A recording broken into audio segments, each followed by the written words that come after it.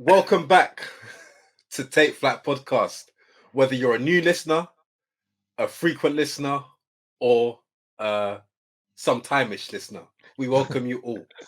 This is episode 130 of the Take Flat Podcast. I'm here with my co-hosts Olu, Pabilo, and Joelle, who, if you don't know by now, are the part of the four that lead this podcast. In this week's episode, we're going to talk to you about something that's hot off the press. Everyone's reporting about it, have been for since the beginning of April. Things have changed drastically in the last 2 weeks. And what is that? That is Elon Musk putting in a bid for Twitter and it being accepted. So today's episode is just the Elon Musk episode. Everything from SpaceX to Twitter to Tesla, what this means for Twitter, the outlook, the future, what it means for Twitter users, what it could mean for US elections, what it could mean for Tesla, and just what it means for the term freedom of speech. So without further ado, we're going to get right into it. Don't press the pause button. Don't press the skip button. Enjoy the music, and we'll be with you very shortly. Take off, take flight with you. For we never fly, but we're flying. So guys, before we get into this week's episode of Elon Musk and what he's been doing, 9% to 44 billion and all of these other numbers that we're going to throw around, I'm sure, in this episode, how is everyone doing? Olu, we'll start with you because the last time we spoke as a four, you were shaken off COVID and you're looking to take your big foot onto the big apple.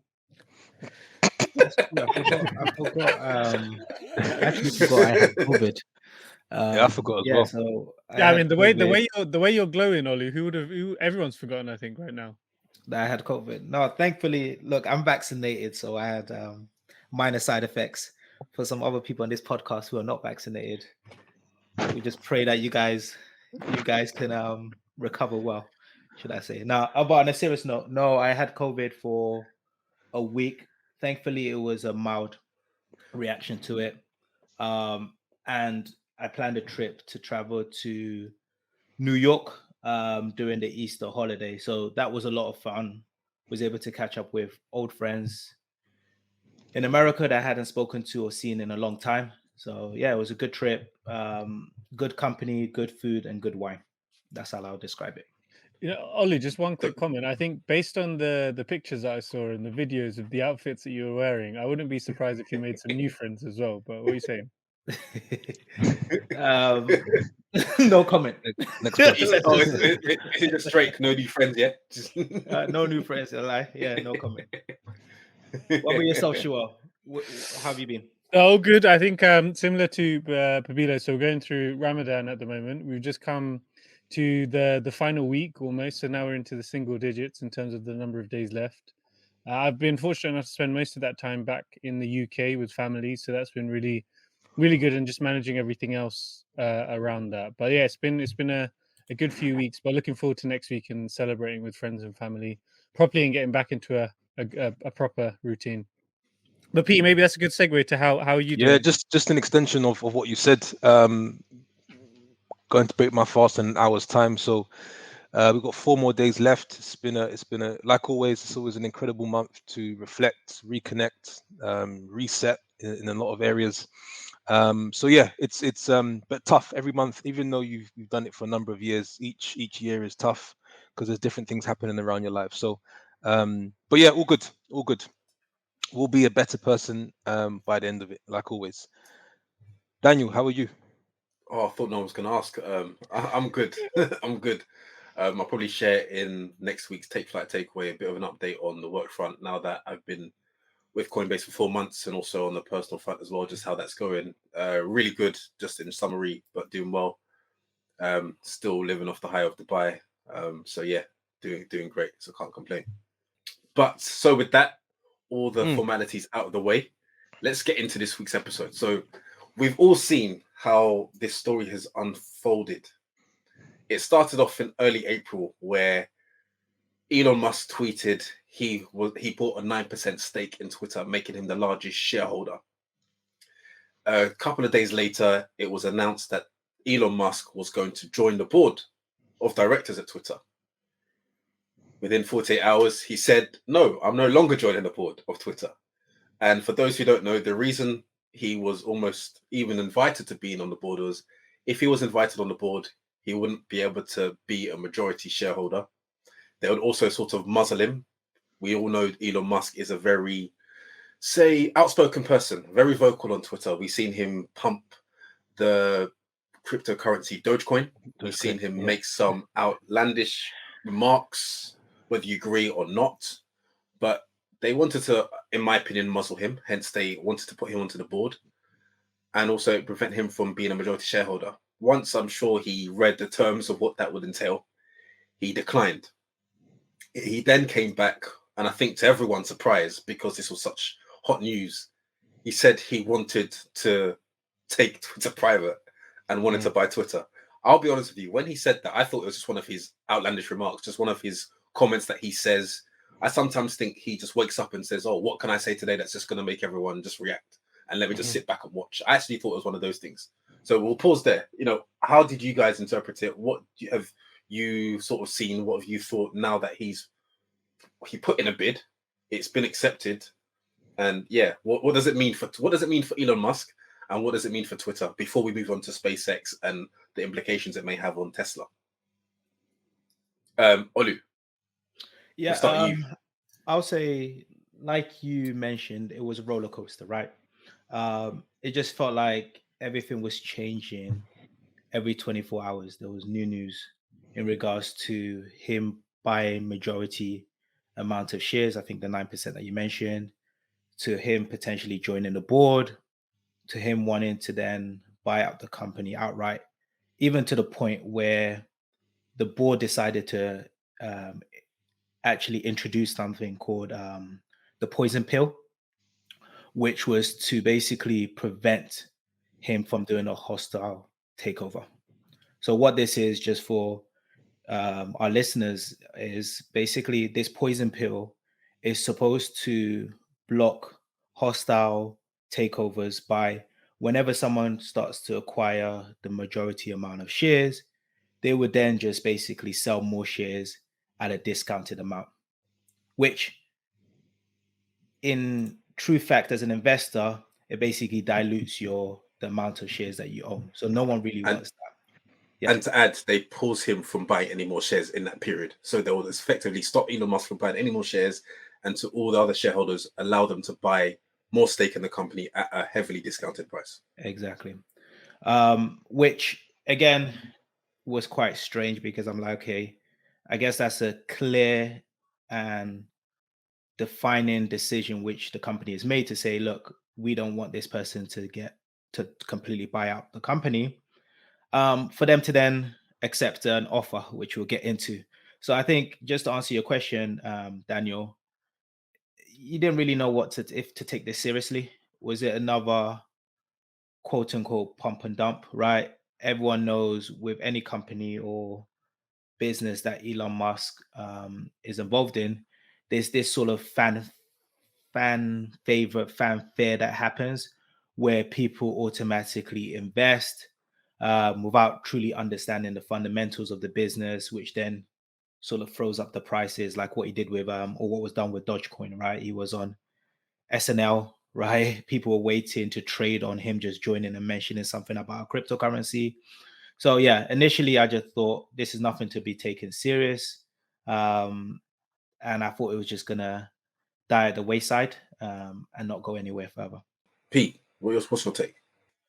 Yeah, so when I was looking through that, I was just really trying to understand and assess his intentions. What is he really trying to achieve with this buyout? But then I spent a bit of time going back, and I thought to myself, a lot's happening now in this month of April, but we know, with these tech giants, that this is something they've been planning potentially for months, maybe even years. So one of the things I was paying attention to, and I don't know, you'll get your thoughts on it, was I start to wonder how much of this was actually planned, even when Jack Dorsey was in the chair, right? So when he was around, he left Twitter, he stepped down from Twitter in November of last year, and his move actually, or him stepping down, was actually planned for maybe about a year, right? So in that whole discussion, how tech giants sort of collaborate, and I wonder if Jack Dorsey was sort of saying, look, this could be something potentially for you to look at least be on the board to start having some level of influence. And then it's trying to understand, how does this Twitter play fit with everything else that Elon's doing. I think personally, just to open up with and we pass it to Shuel, it's a bit of a, me versus the government. It's an opportunity to potentially control.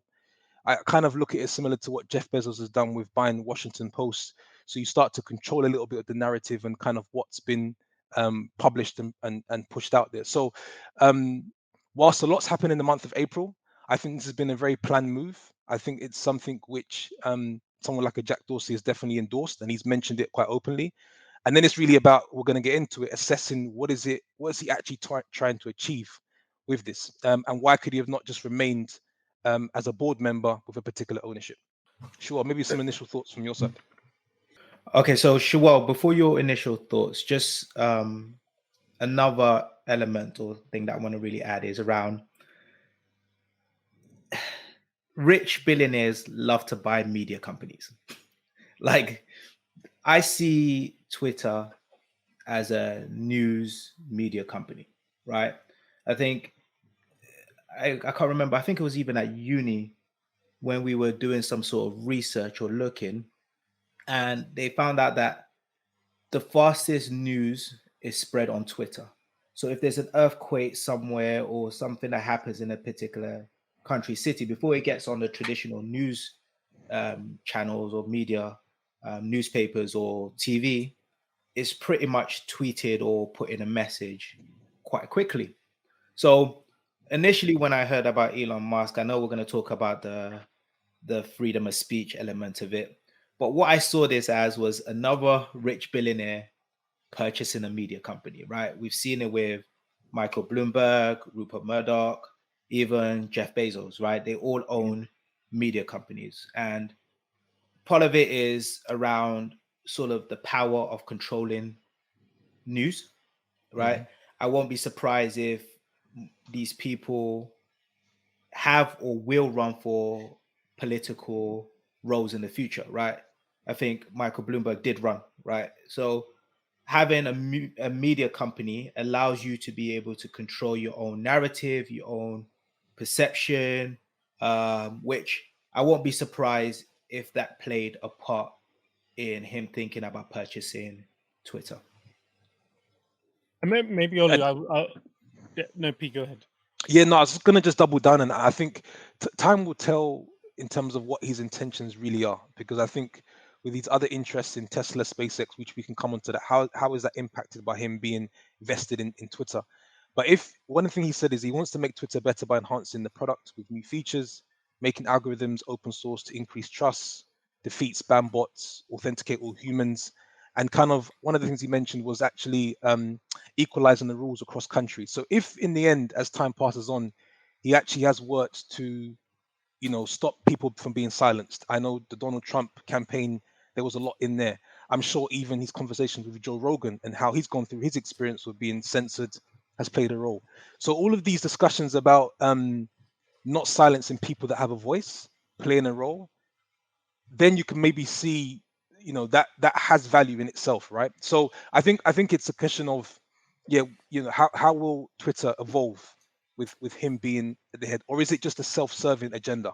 So that's kind of what we're trying to decipher. But sure, thoughts? Yeah, I think just to build on that, the influence around the media space, I think, of course, owning one of the largest media entities in the world comes with a lot of responsibility and power. And people say that even though Twitter has less users than Facebook, for example, the number of influential users like world leaders, politicians, journalists, etc., that are on Twitter actively using it, that almost influences the rest of the news media around the world. So it's almost the top of the funnel comes from Twitter, and then whatever's trending trends into BBC News, CNN, all these large major channels. So there's a lot of influence there.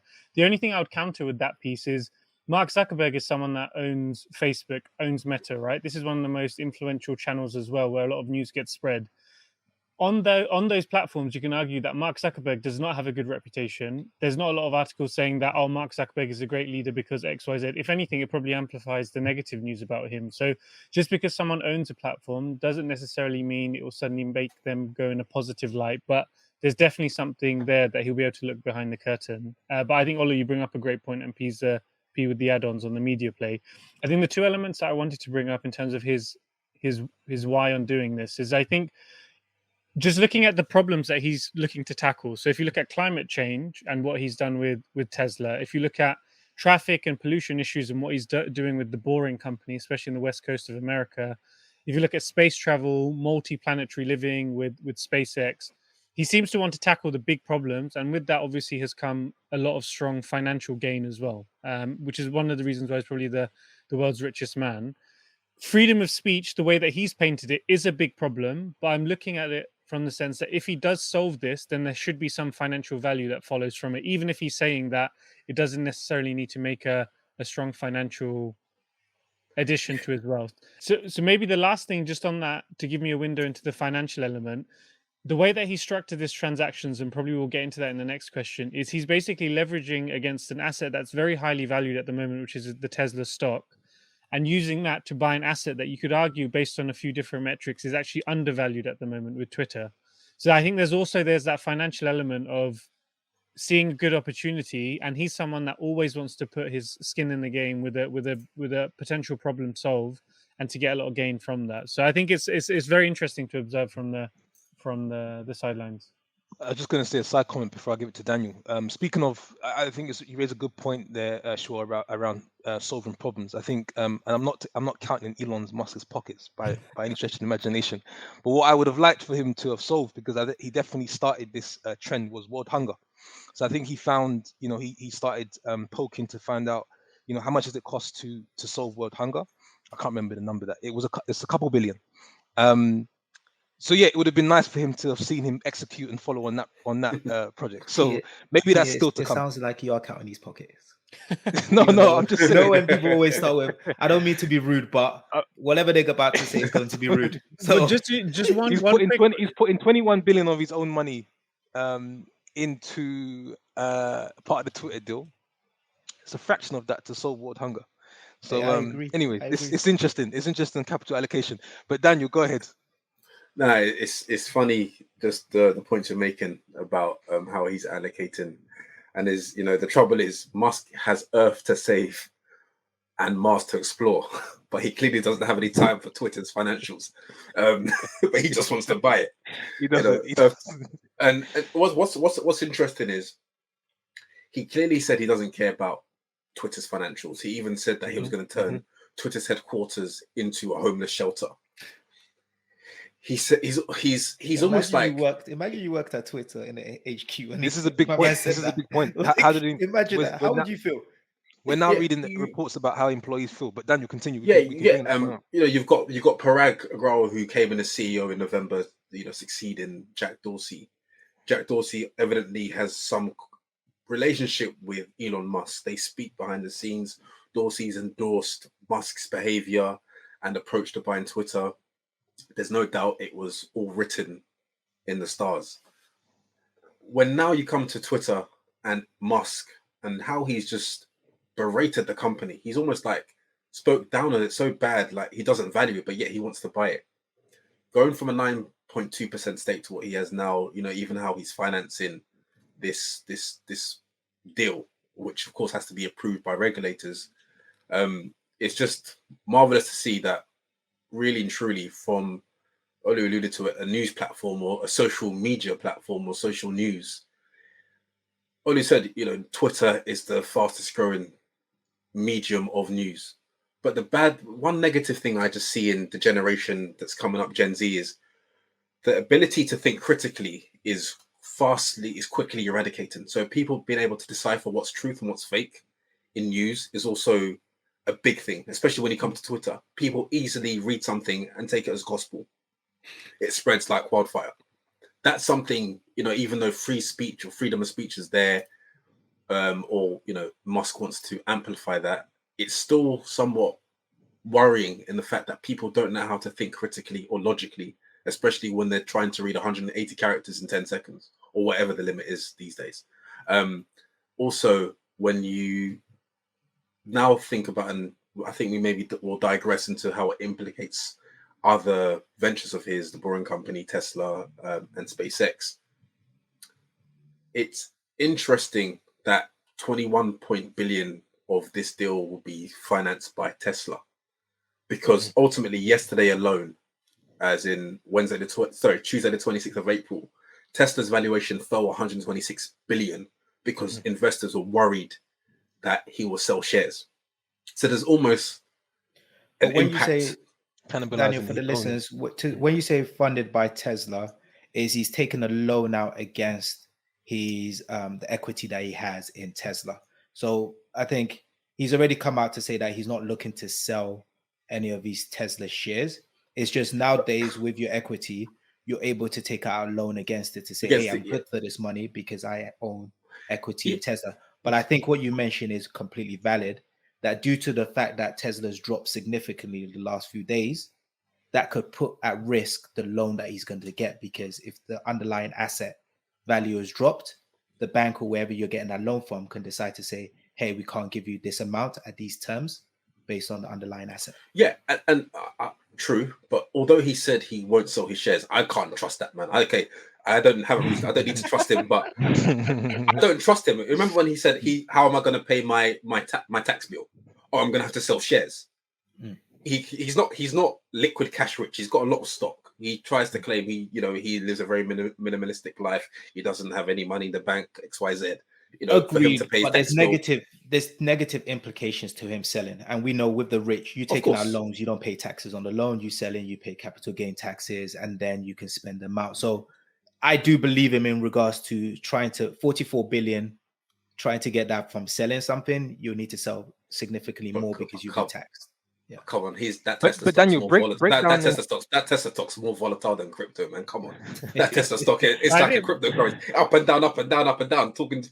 Singing T-Pain. But break Daniel, if you know the song. No, I was gonna say break down the entire financing if you have the numbers. Oh, I can share. So the 44 billion is financed. Go on, share it. So for what I understand, 13 billion of it debt is from Wall Street largest lenders. The 12.5 billion is what the guys are talking about with regards to a loan secured against his Tesla's stake, and then the remaining is the 21 billion equity from himself. So that's kind of how the mix of how it's financed. But one thing I'll just add, which I think is interesting, they said here is that analysts believe the loans could cost Twitter as much as 1 billion a year in servicing fees, which is roughly 20% of the company's annual revenue. And considering they're in a position now where they're actually generating a loss, it does speak to how does this move improve the financials moving forward. Now, potentially, because of Elon Musk's prowl and kind of his influence, the share price could rocket. But turning around the company is certainly on the agenda. And as you've mentioned, he said, I don't care about economics. So I sometimes think if I was an employee for Twitter, how would I feel? I'm not sure I'll be feeling great. But do you care? Before you get onto that, the employee piece, it's not really that difficult to turn Twitter's financials around. When they IPO'd 8 years ago, their share price isn't significantly higher than what they IPO'd at. I bought an IPO. But the cost base is high. Is this Elon purchase going to make me retire? No, it's not. Is it going to dent my bank account? No, it's not. Someone said, am I going to be rich? No, just tell me if I'm going to be wich or I'm going to lose my job. What's going to happen? But the financials are poor. Twitter is the 10th. It's the 10th. It's a 10th of the size of Facebook. It's very small. They really have done a poor job at advertising, growing as a company, growing its user base. It's not from a business. Why would you want to buy it? In all honesty, it's trailing behind TikTok and Snapchat, and TikTok is relatively new. But I don't know. Do you guys? Back to the point of employee. Oh, just quickly before the employee part of what you're just talking about, the ranking in terms of competitors. Do you think Elon has overpaid for at 44 billion for the company to be an owner? When you look at what they IPO'd at, it was around $40 per share, I believe, and going at 53. I wouldn't say it's overpriced. It's probably a good price, and it's a price that, although the board initially were rejecting the proposal, clearly they might think, well, you know what, this might be a way out. Let's just cut our losses whilst we're ahead. I don't know. My take. In terms of the valuation, I don't think they had a choice, right? I think Daniel mentions the the good points in regards to when they IPO, the value of them was around 41. I think he's planning to sell it for 54. They Correct. IPO'd in 2013, when 2022, what, 9 years? Bad return on investment, right? The difficulty that investors are facing at the moment is in beginning of 2021, the stock was priced at like $60, $70, right? So a lot of people are looking at recent times, it was valued at such a high amount. Now we're selling for 54. So if anyone bought it during the all-time highs, you're looking at it and saying, okay, I'm losing money on this investment. Does it truly make sense? But was it correctly valued in 2021? Probably not. We did an episode on Peloton and how so many companies were overvalued. You could have picked any stock at that particular time and it would have had a good return, all-time high at that particular time period. But I think it's fairly valued at the end of the day. If I was a shareholder or owned stocks, at the end of the day, you'll get your $54, and it'll be a private company owned by Elon Musk. So depending on if he doesn't make any returns going forward, it won't impact any stock prices, because my understanding is as soon as he purchases this, it would come off the stock market. It will be it will be owned by him. He will be the only sole owner of the company. So there won't be any shareholders truly caring about how the business is run. It's going to impact obviously the employees if he decides to turn the HQ into a homeless shelter. Obviously, people will potentially lose their jobs if he does that. Or they might go fully remote. I think it's difficult to understand if this is who wins in this, right? I think Twitter is a bad investment. I personally, I'm not a fan of the business model. I don't understand if they've got some great technology which gives it the valuation. As a media company at the end of the day, right? But most media companies are showing not to really be good companies. They make most of their money from advertising. We're seeing so much pressure, so many different places that you can advertise, which reduces the cost. He's got ideas of potentially making this into a subscription base where the users will pay to use. We've seen what's happened with companies like Netflix who have tried to increase their prices, especially in the economic period that we're in. A lot of people will turn around and say, am I coming getting soon. enough value for this that I'm willing to pay for it, which potentially lose users, drop users. But at the end of the day, I honestly feel like the big motivation is the fact that he owns a media company. And that's like when was it Elon Musk purchased, was it the Washington Post? They weren't doing well. Jeff Bezos. Sure, Jeff Bezos purchased the Washington Post. It wasn't a good business at that particular time, right? He's not making crazy return from it. He doesn't care about the returns. I do honestly believe he doesn't care about the financial gains from purchasing this particular company, because I don't see it when I look at the financials. But he gets to own a media company. We're going to talk later about sort of the freedom of speech, because I've got a few points on that, which I find it quite funny and entertaining. But I honestly think he just wants to own a media company. I don't. Maybe if I talk about, I don't think it's just wants to own a media company. I think there's an underlying agenda with him wanting to buy it. But maybe 100%. Before we get onto that, I don't want to jump the gun. So Shawal, anything you want to add to this? Yeah, I think whether it's a good deal for shareholders, I was listening a lot to the discussion. I think I agree with most of the points. I think the financial element in terms of whether it's a good deal or not, I think Ollie, you mentioned the share price and the evolution since the IPO. So based on the prices we see it today, so in almost 10 years, at today's price, which is at $48.69, it's a 16.9% appreciation in a 10-year period. My oil and gas stocks are doing much better than that. Yeah, for the industry it's in. Any industry is awful. But if you think about it, 10 years and gaining 16%, I mean, that's based on the market that we've seen in the last 10 years. This is nothing. ACG has grown on average 87% in the last 5 years. My man had to plug himself in. But if you think about companies like Facebook, we're talking about companies that have grown in the thousands of percent during that period. And then this is something that has grown almost 17%. So just to put it in relative terms, so the performance has not been great. On the flip side, the offer that he's made on the share at $54.20. The IPO price was $41 roughly, but a lot of the big investors, so a lot of the institutions that are in Twitter, they've actually invested based on some of these financial articles that were released at around the $20 mark. So for them, it's actually a great way to exit a business that was pretty much flat during that period. Revenue has been growing slowly. It's at about 5 billion now, and it was 3 billion a couple of years ago. So I think it's actually a good deal on both parties. I think Elon is able to acquire something at a relatively undervalued price, and then the shareholders that are there get a good price. In terms of what it could look like in the future, it's been able to generate 5 billion revenue on a model that, Olu, even in your own words, you've said is terrible. So if they're able to generate 5 billion top line And with a it's terrible business model, then imagine what they can do if they're actually managed in a different way, or they start to look at outside of the box ideas. Let me know the bottom line. top line, yeah. It's on YouTube. But you can, but just on that, to add to that, Shual, year on year top line is 40%, right? So again, positive signs. They just got to figure out the cost base. But just a comment on the cost base, right? What I mean, does bottom line profit matter at a point when you're trying to grow the top line? This is a more philosophical debate. A pizza shop could generate good profit. Uber could generate losses for however many years. Amazon could generate losses for however many years. But if you've got a pathway to revenue top line growth and a pathway to potentially being profitable in the future, does profit matter now? If that's their strategy, but I don't know if that is their strategy. We can do an episode later on it, but I think it matters where cost of capital becomes more expensive.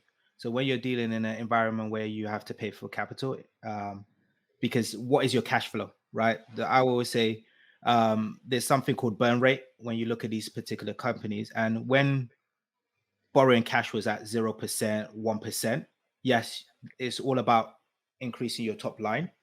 But as we're now starting to move and we're seeing that we're moving to a higher interest rate and it's going to go in the future, then it's not just only about top line, it's about what is your cash flow, your free cash flow, and then also how much can you save, because sooner or later you're going to burn out of money to continue running.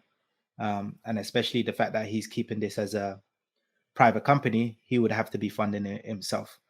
The last comment, and then maybe we can jump to the next part, is from a cash flow perspective, they do have about $2 billion in terms of their cash flow on the balance sheet at the moment. So it's something that they have some cash that they can operate with. And then, if it's privately acquired, then that will be in the control. Yes, the cash flow has been reducing because they have been generating negative cash flow, especially in the last couple of years, but it is from a positive base of around 2 billion. So sizable.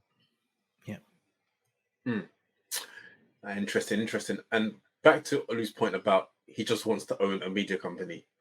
I don't necessarily agree he just wants to own a media company. I think when you look at, let's focus on now Tesla, not focus on Tesla, but using a comparison to Tesla. Right now, Twitter is banned in China. China is one of Tesla's biggest markets in terms of how they manufacture their vehicles. About half of the company's cars sold globally last year were produced in China itself, in Shanghai, in their plant. So does this mean Musk purchasing and acquiring Twitter is because he wants to do some business in China? I don't know. Never. We all know that WeChat is very much never. We all know WeChat is very much integrated. I would put everything I own. China would never allow a media company, American media company, to run in their country. Especially when we talk about their own. Yeah, but we're talking about freedom of speech. We're talking about freedom of speech, which we're going to talk about later on, right? With everything that Elon Musk is saying about freedom of speech, it's not happening in China. Facebook doesn't run in China. Like, there's no way that Twitter is going to run in China. Especially what he's talking about, freedom of speech. I want it to be an open platform. People can say whatever they want to say. Never. That's never happening. You think? I'll put whatever money you want to put on that. I'll put whatever money you want to put on that. That they would never allow that to thrive. Whoever wants to put that wager on, guys, we're not going to be betting on my watch. We're faster than that, please. Oh yeah, sorry. Apologies. No, but China have got their own platforms, their own. Yeah. So Twitter for them is, none of the American stuff is. It doesn't run. No. Okay, that's an interesting take. Do you want That's to an talk about the interesting freedom of speech? Because Yeah, I yeah, think that's big. we'll start to that. Yeah, with the freedom of speech, I think the main thing that a lot of people have been saying is with this acquisition, the first thing he's going to do is put Donald Trump back onto Twitter, uh, which, of course, like it's a joke. It seems funny, but when you look at it into the grand scheme of things, okay, Trump has said no. He's going to stay off it. He's sticking to his truth. His company that his media platform He's he's creating created. his own platform, right? Yeah, it's called something truth. Yeah, but when you think about freedom of speech and what this will enable, when you think about the Republicans and Democrats, there was almost like a war. Like, yeah, we like that Musk is buying it. Oh no, we don't like it. But really and truly, do you think it's going to create more? It's going to be more. It's going to be more damaging for freedom of speech than anything that's going to promote positive speech on the platform. I know I sit more on the side of I'm not sure the freedom of speech is going to be long term a good thing, just because people aren't able to think critically and logically when reading. I think people see or read something and they're not able to objectively critique it or to think, actually, no. And you see that even on, say, Instagram, where someone will put something like, these blog sites will put something on these, the bait catching headlines, and then you'll see everyone in the comments. They usually sit on the side, one side. No one can really think objectively or think outside of the box. I remember Stephen Bartlett's mentioned when he was saying he was having Piers Morgan on the Diary of a CEO, which was, I think, released yesterday, and people came at him saying, "Why are you having this man on your podcast? Why are you having this? Why are you doing that? This man stands for this. This man hates, Meghan Markle. All of this stuff." And the fact that he said, "Well, if you have people on your podcast or have a conversation that just think like you, do the same things you do, how do you grow? How do you think critically? How do you think differently? You don't want to be around people that just think like you, that do exactly what you do." And even the fact that I agreed with what he said and felt like he articulated it very well, people were against him. And it's like, wow, people really in this day and age don't know how to just because you want to have a conversation with someone, not because you agree with what they believe or what they say, it allows to have a healthy debate. But I just don't think this day and age of this generation knows how to do such without, just going at one another. Yeah, Daniel, I agree. There. When I think about the freedom of speech conversation, I think the first thing we should look at or think about is what does it actually truly mean in the concept of freedom of speech? Because we've seen so many different people talk about social media companies and freedom of speech, right? And there's been numerous cases that have been thrown out where people have tried to go to social media companies and said, "Hey, you've restricted my level of freedom of speech." But all of these are always dismissed because of the fact that a social media company is a privately owned company. It's not owned by the state. So whenever you think about freedom of speech, it actually comes from the original meaning of a public forum. So this used to be back in the day, people used to stand outside the front of the courthouse and you could freely speak. But people are taking that to social media and thinking just because nowadays most people spend their time on social media, they think that is a public space, but it's not. It is owned by a company. So freedom of speech and freedom of speech laws, your First Amendments, do not apply on social media platforms. They will Interesting. never apply on social media platforms. So what actually applies on social media platforms actually is policies in which the company puts in place it, right? And those policies that they put in place are typically to protect their users. And I think, Daniel, you mentioned some really great points because if I owned a company, a social media or Facebook, like Instagram, Facebook, Twitter, as an owner of that, I'm looking at how do I protect my users, protect them from misinformation, because it's so difficult now for people to decipher what is true or not. So if you're on my platform and you read something and it's not true, now I would want to remove that before you decide to make an investment decision. If I tell you, hey, put all your money into crypto, it's not risky, and you're listening to that and you do that, then that means my users might find themselves in a situation where they're financially bankrupt due to an advice that they received on my particular platform. Same with sort of harassment, hate speech, those sort of things you would want to limit on your platform to protect your users. Now, the problem starts to come when it's how do you decipher what is good or what is bad? That needs to be decided by someone. And I think that's the difficulty, and I don't have the answer to this, but that's the complexity in this whole freedom of speech or controlling what users are actually saying is, yes, you want to protect your users, but then who defines the policies and what is right and wrong? And I don't know how Elon Musk is going to do that, because really you don't want to create a platform where anyone could just say or do anything, because at the end of the day, this civil justice can be taken on anyone for hate speech, fraudulent claims, and all these different things. So if you're on a platform just tweeting stuff randomly saying, hey, last week I saw P doing X, Y, and Z. If P wasn't doing X, Y, and Z, P could take me to court and sue me for that. And at the end of the day, as an owner of a particular platform, you would want to protect your users from that. So he talks a lot about freedom of speech. I've heard Elon Musk talk a lot about it, but I don't understand how he's going to solve that in a social media platform. Damn, Olu, I didn't realize freedom of speech was so close to your heart, bro. Bloody hell. But I think he raised a great point, though. Really good point. The only thing that I would say, Olu and Daniel, is I completely agree with you guys, but what you guys have said has led to the situation that we're in now. And I'm hoping that with Elon doing this with Twitter, it will do it in a different way to solve some of the issues that you flagged up. Because I think what you've said has come from a situation where all things have been not working, actually. So actually, why not give it to someone to try a new approach with a platform, potentially decentralize it, and then we see how it goes. So a great discussion. Yeah, I'm just going to close by saying, I think whatever way this goes, whether the deal goes through or not, Musk has really got himself covered.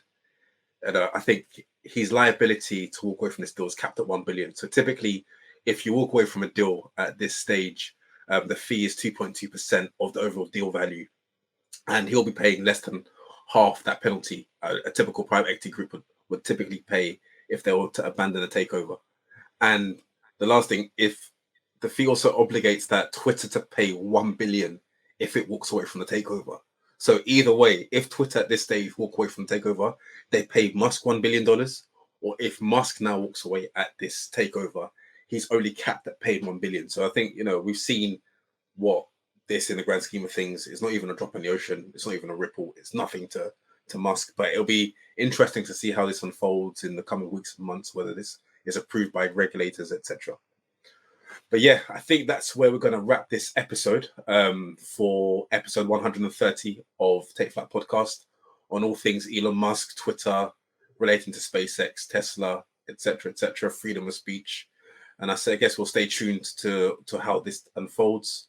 But as always, if you have any feedback for us, if you have any comments on how this takeover or proposed takeover will play out and the impact and ramifications it will have for either Twitter, Tesla, SpaceX, the Boring Company, or any other affected parties, please do DM us, do drop us comment on our captions on our posts on Instagram, or feel free to watch this episode on YouTube, which we're now on, as well as all previous episodes and all episodes going forward. So with that said, stay well, God bless, and remember, take flight. Take off, take flight.